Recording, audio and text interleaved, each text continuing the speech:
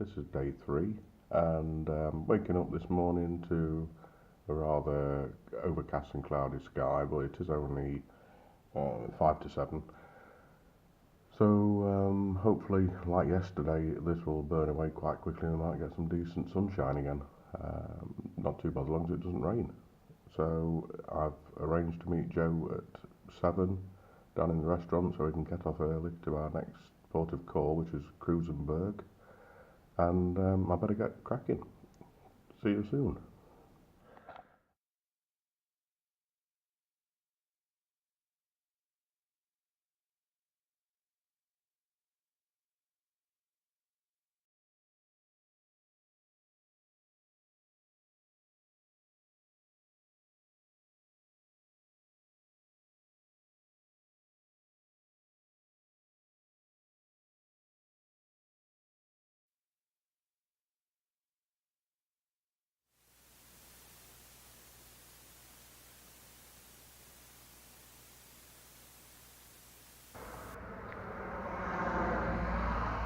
I thought it was a nature reserve, something like that. Because I thought the frontier was before Kreuzburg, I told you. Yeah. I thought it was there. It would never occur to me it was as far as to here. But this was the zone where normal people, even from Eisenach, could enter. Because they would be suspected of trying to escape. But when you see the fence, how it's done, I don't think anybody could escape from there.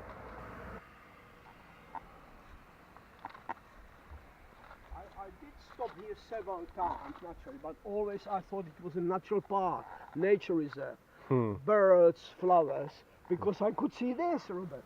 It shows you. That's when they're taking the fence down and planting the trees instead. And they planted trees here. This is the frontier. You will see.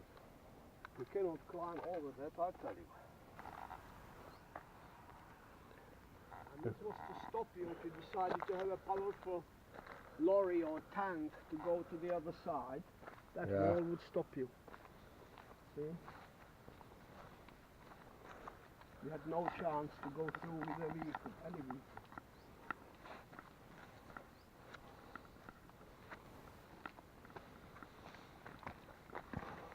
Ah, bloody hell. Oh dear, What are you studying? Clean it well before I come back. It's dry. I bet you can walk all the way around on the fence between the trees. And this is what they planted. Yeah. But fancy climbing this, Robert. You know? It actually doesn't that look that difficult. But they used to have barbed wire on the top. Don't forget you had dogs here. Yeah. And observation posts. Yeah. Because it wouldn't be impossible to get up that, would it? With the right equipment. You'd have to have some equipment. Yeah, bring a ladder or rope or something.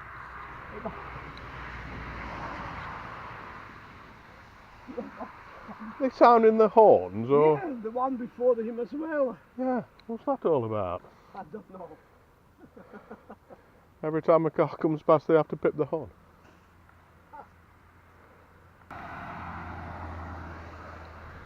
I wonder if it's some tradition. We're escaping. We sound the horn because we're free.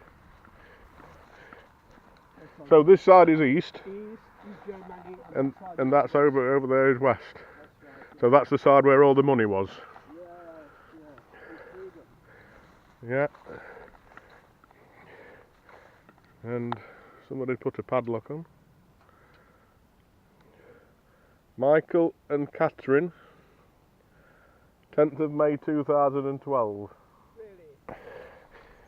It's a little bit, it's the modern equivalent, I suppose, of carving your name in the tree. Yes, I know what you mean. See, there was a slab of concrete which goes down to here. And another one up here. Can you imagine the amount of work and cost?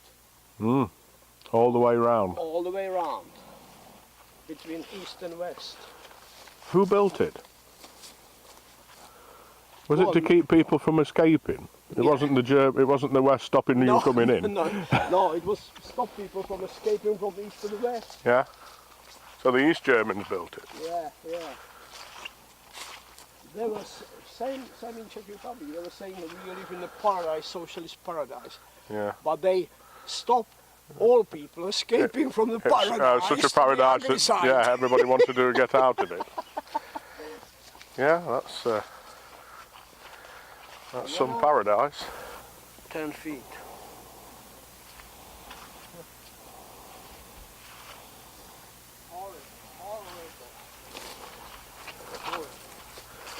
And then again you had dogs here, Alsatians, that could smell and hear. Mm. That's it, we don't go any further, that's enough. And that was like that until 1989. Exactly. Because you think that disappeared maybe in the 60s or the 40s, but no, it's not that long ago, is it? And this is what Mr. Trump wants to do between him and Mexico.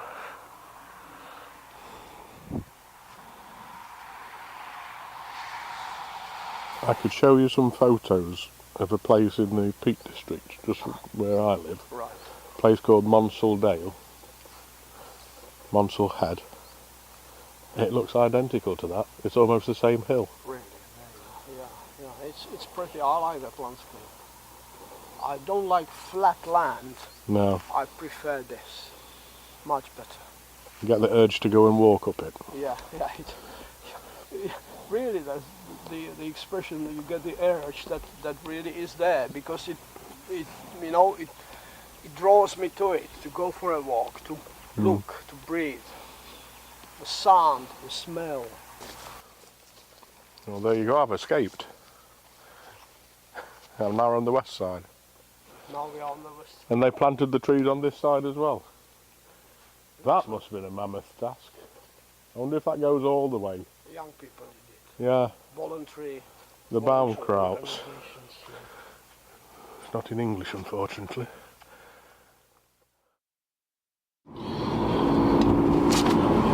What we need to do now, Robert, is to put down the address of the Bach House. Right. Which you could do with the sun coming out a little bit, but it's still early. It's too early, yeah. It's early. Yeah. There's a lot of mist to burn away, isn't there? So now we're off to Eisenach. Bach. I told everybody I would go and see the Brahms Museum, I don't know why. So we could have, I suppose, Googled it and checked what he played, but better just turn up and find out. I'll get there and say, oh yes, I remember this one. I didn't realise it was him, I thought it was the Beatles.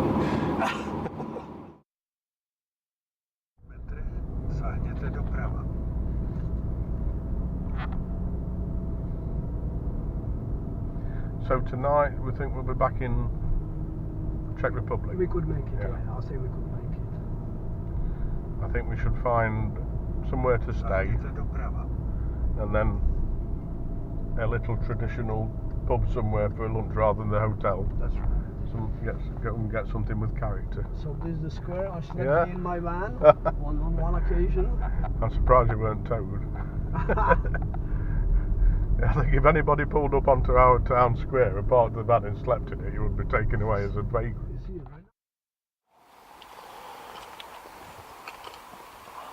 So is this still Kreuzberg? Yeah, that is quite good. Ah, I bet they're good fishing down there. And this is where they come in. Yeah. Beautiful bridge. Very old, really, very old bridge.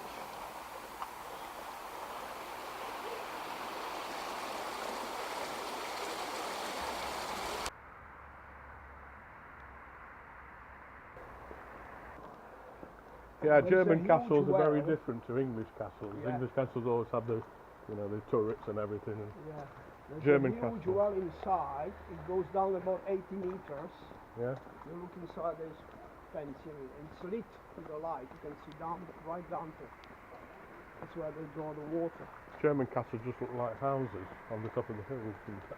Yeah. They're not fortified. No. Well, some of them. Yeah.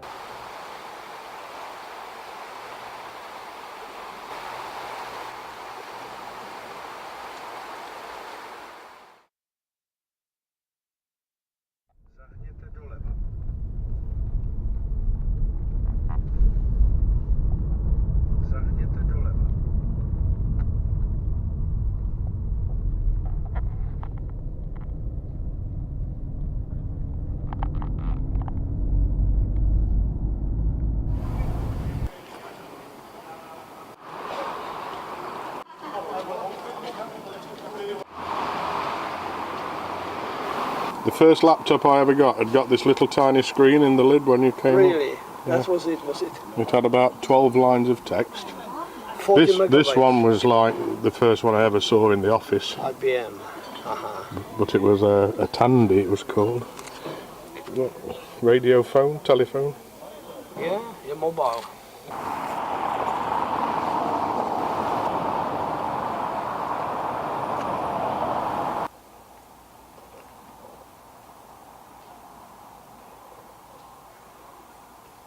And that's the museum. It's connected. Oh yeah.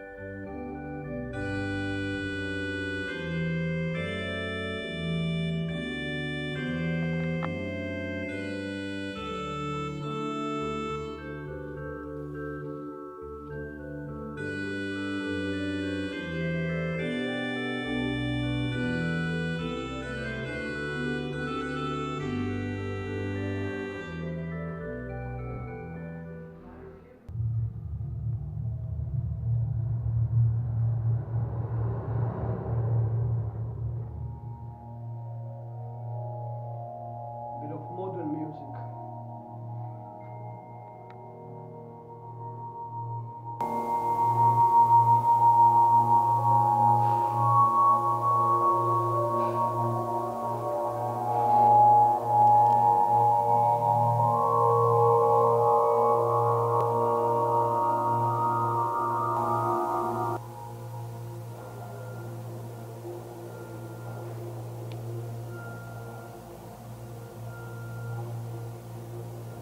I thought it was a coffin first.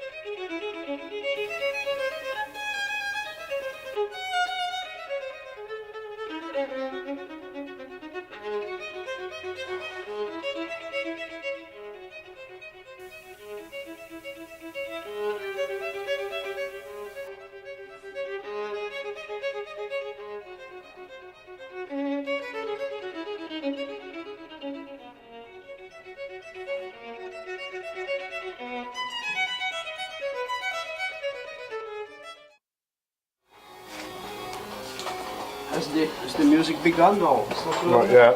I think they're just practicing.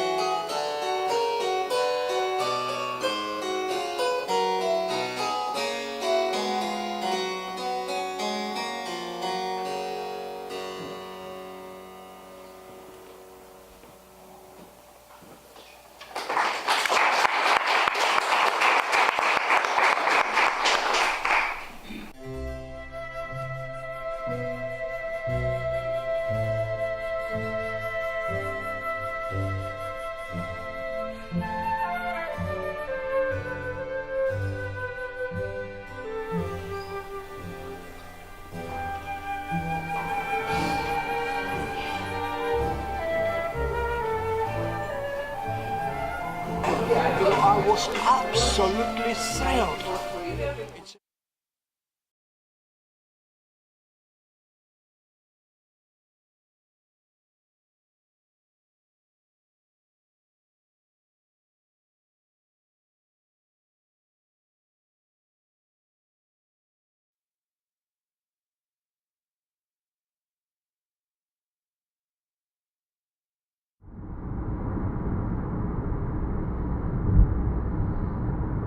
Finished off a little bit of a greyer day, hasn't it? A misty night.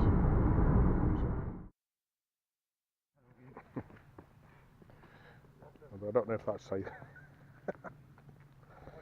I think that little. Comment on the soil. Yeah, right.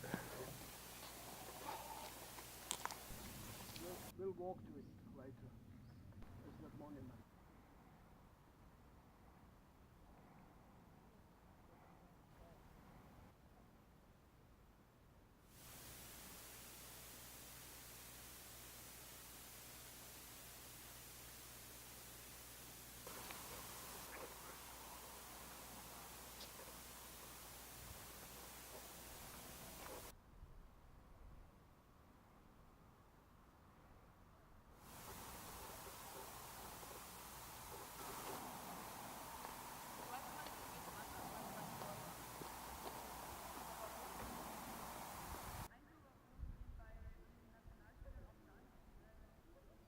Würde sogar ganz gut funktionieren, aber die meisten Jahre haben halt einfach keinen Bock. Also muss man die mehr oder weniger das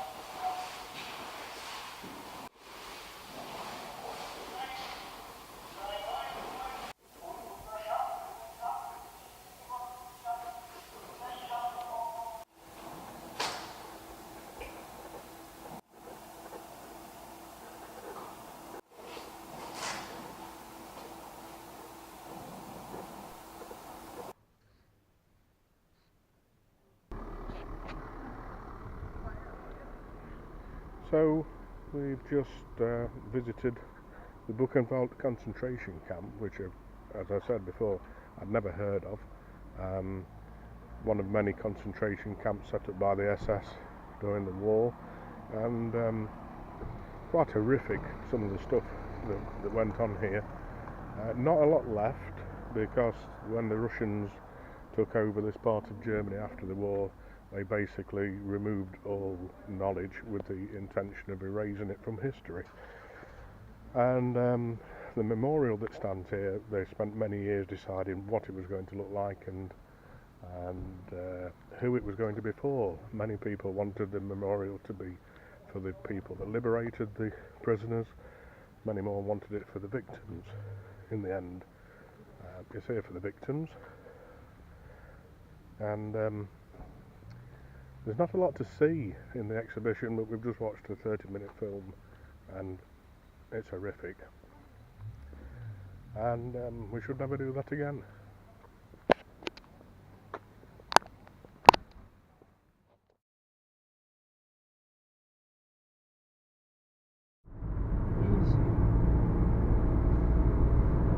So here So, we are in the Czechos. yep.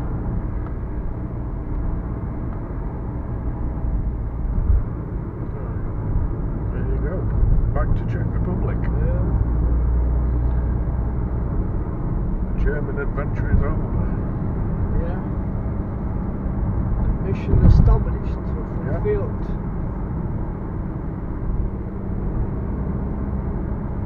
All we need is a table.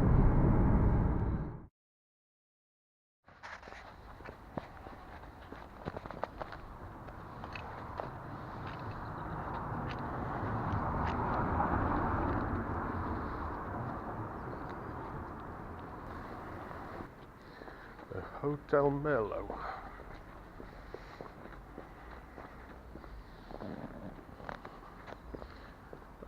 Beautiful gated entrance. Look at that. It's definitely old town. Yeah.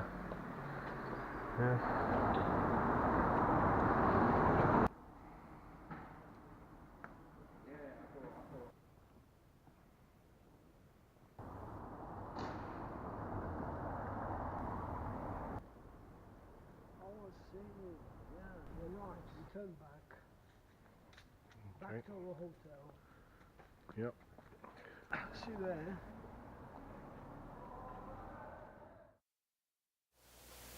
So there you have it. I'm here in the Hotel Merlot in Lorny on the way back to Prague, about 55 kilometres out of Prague. Breakfast is 7 o'clock in the morning and we are heading straight to Prague. We should be there by 9 or maybe 10. The traffic apparently on a Monday morning is abysmal. And I don't need to be back to the airport until 5 o'clock. So Joe has suggested that we go for a walk around Prague and go and maybe see a museum or something. I'm leaving it up to him. I've told him that we don't have to stay there all day and he can drop me off at the airport anytime he likes because he's got a 3-hour drive back to his home in Dolin Lanov. So today we've been first to the checkpoint India, which was the checkpoint out in Kreuzberg. I was saying Krusenberg yesterday and it isn't, it's Kreuzberg. Where the east-west fence was put up between East Germany and West Germany, and it was quite interesting to see a steel fence and a concrete barricade that extends the full length of the border between the two countries at the time.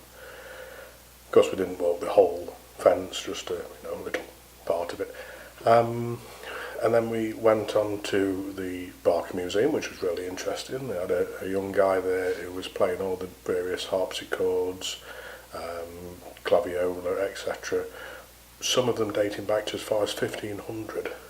Amazing pieces of musical instrument history. What I found really interesting was that some of the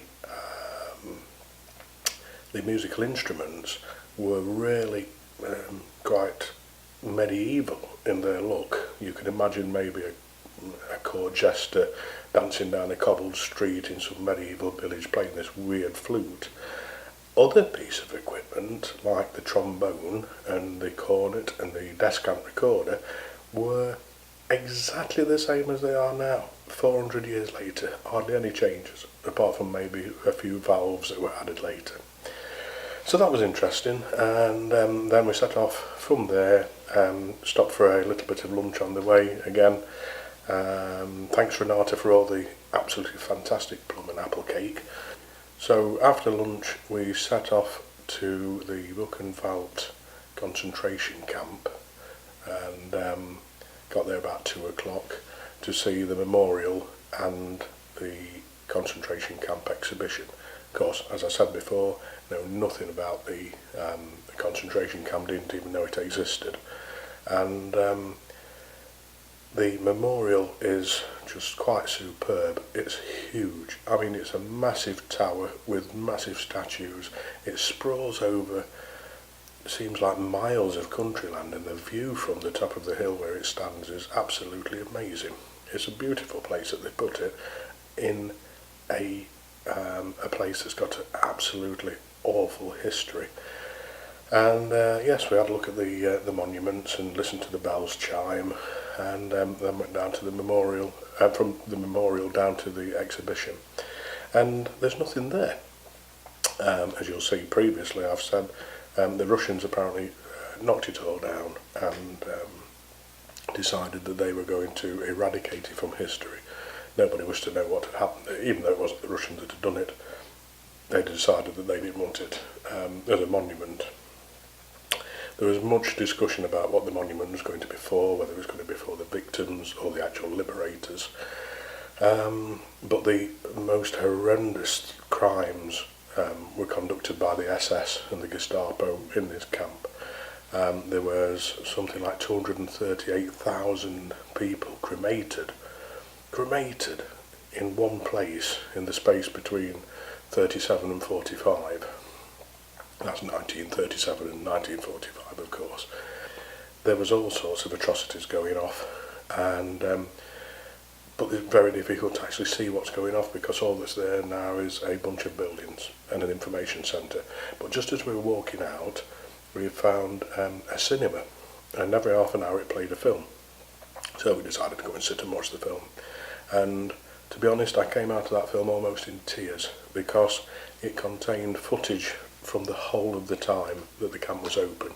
It explained how Hitler built up to actually declaring war, and then why the concentration camps were set up. And then there was real footage from the concentration camp showing real people being abused, tortured, and right at the end, the most touching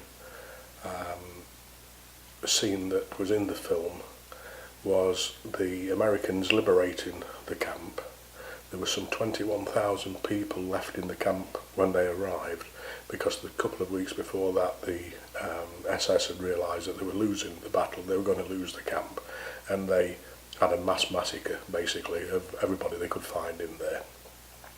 Many of the others, the VIP, what they call potential hostages, were shipped out to other camps. And the last scene of the film is where they insisted that the residents of the local town Weimar were forced to go and visit the camp and see the atrocities there. And you see the streams of villagers walking past the piles of bodies, and I mean, they were images I don't wish to recall them again. Piles of bodies 10 high for as far as the eye could see, and the people that was walking past on the film had got handkerchiefs over their faces, so you can only imagine what the smell was like in the place, with the American soldiers watching on. And you could see in the people's eyes they didn't want to look. They were ashamed to be even connected to, I think, not to the actual camp, because allegedly they didn't know it was there. I think they were just ashamed to be Germans. I think they realised at that point, you could see it in the people's eyes as they were walking past, that there was nothing in this concentration camp that could be justified at all. People, innocent people, Germans in fact, German Jews, French, Polish, were just being slaughtered for no reason whatsoever. And I must admit, I came out and I was touched for a moment, lost for words, and close to tears, because I can't imagine why any race, anybody, would want to do something like that to somebody else, to another human being. So it was a bit of a solemn, quiet moment as we drove off, heading back to Prague, and we didn't really say much for a while, because I think we were both stunned at the sheer volume of people that were tortured and killed during that short time. So anyway, we've got to put that to one side. We've had an absolutely fantastic trip, a fantastic time here in the Czech Republic and Germany. We had an agenda that we wanted to stick to, and we've stuck to that agenda rigidly. The timing's been perfect. We've had an absolutely fantastic time. It's been great seeing my friend Joe again. Don't know when I'm going to get to see him again. And so tomorrow, having done everything we were expected to do, we're going to throw in a bonus trip to Prague City as well. So this is me signing off. I'm not going to record anything more, except maybe for a few shots actually in Prague City, if I see anything worthy, and I'm sure I will. And then it's back to the airport. I'll do a little bit of writing up on my blog while I'm waiting for the plane to board. I've got a window seat, so you never know, you might get a few shots of the flight back. But this is basically me saying thank you for watching, and where we're going next. I think we are fishing in somewhere in Yorkshire in a log cabin. So wait to see you next time. Thanks for watching. Bye.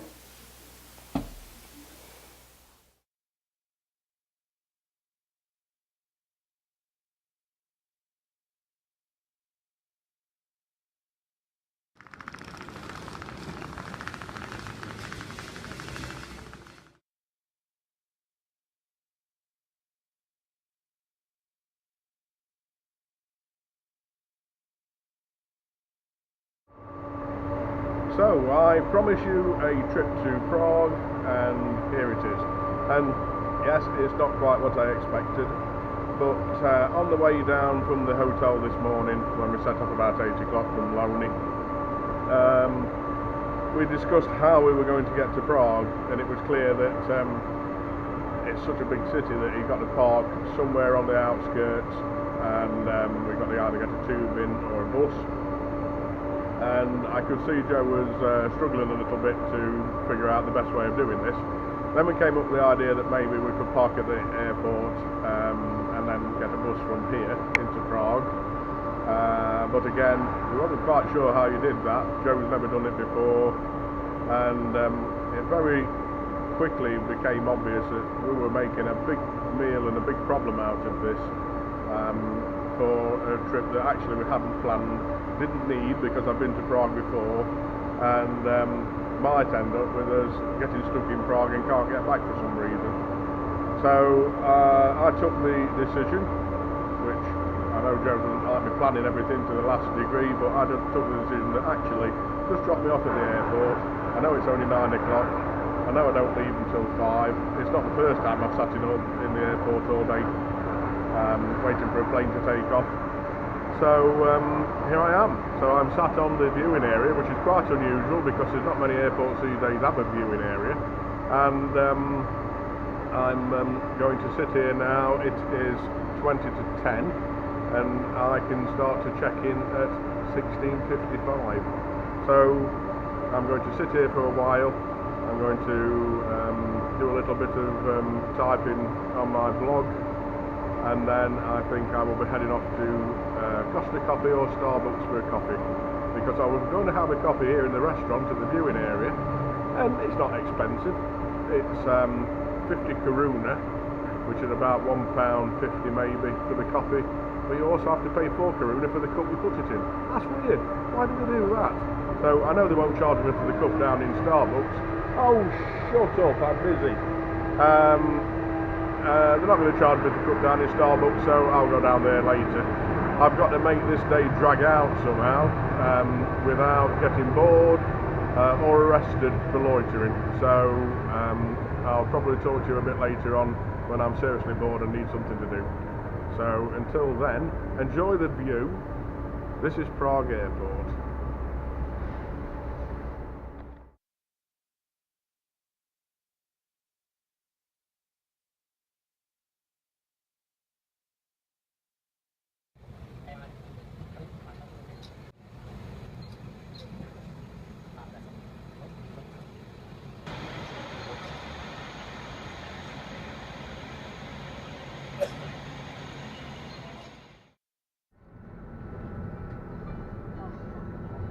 So for the flight that is captain, just an update on our progress. Restart cruising altitude.